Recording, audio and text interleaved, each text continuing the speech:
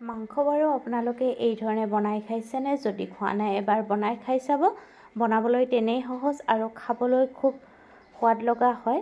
নমস্কাৰ বন্ধু বান্ধৱীসকল, Deepika kitchen and ব্লগছৰ আন এটি ৰেচিপিলৈ আটাইকে আদৰণি জনালোঁ। আহক ৰেচিপিটোৰ মাজলৈ আগবাঢ়ো।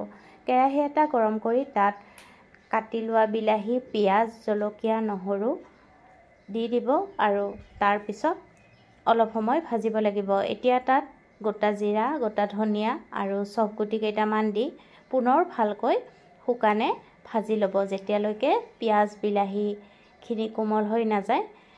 এতিয়া এটা মিক্সি জাৰত আটাইখিনি দি দিব আৰু এটা ধুনীয়া পেষ্ট বনাই ল'ব লাগিব। কেৰাহী গৰম কৰি ল'ব আৰু গৰম হ'লে তাত সৰিয়হৰ তেল দি ধুই পখালি লোৱা মাংসখিনি দি দিব আৰু সোৱাদমতে নিমখ আৰু হালধি দি ভালকৈ ভাজিব লাগিব।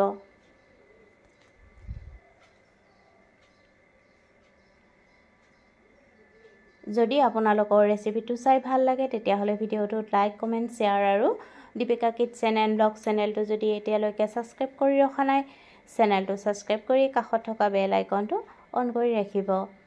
এতিয়া বনাই লোৱা পেষ্টখিনি দি দিব আৰু দি ভালদৰে মিহলাই পুনৰ কিছু সময় লৰাই লৰাই ভাজিব লাগিব।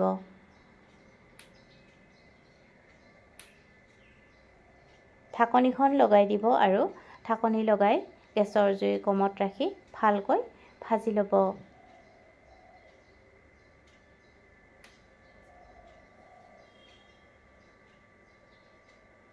আৰু যেতিয়া মাংসখিনিৰ পৰা ধুনীয়া গন্ধ বাহিৰ হ'ব তেতিয়া জোখমতে গৰম পানী দি দিব আৰু পানীখিনি দি ভালদৰে মিহলাই ল'ব।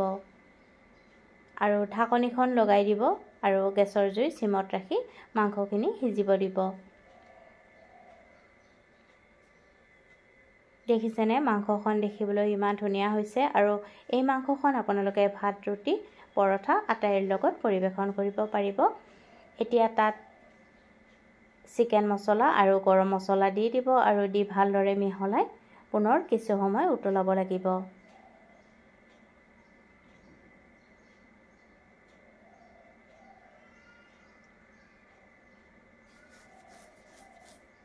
এয়া মাংস ৰেডি। গেছৰ জুই নুমাই থ'ব আৰু নমাই গৰম গৰম ভাতৰ লগত পৰিৱেশন কৰিব। ৰেচিপিটো ভাল লাগিলে ভিডিঅ'টোত লাইক, কমেণ্ট, শ্বেয়াৰ আৰু চেনেলটো ছাবস্ক্ৰাইব কৰি ৰাখিব। আৰু আপোনালোকৰ বহুমূলীয়া সময় উলিয়াই ভিডিঅ'টো শেষলৈকে চোৱাৰ বাবে অশেষ ধন্যবাদ জনালোঁ।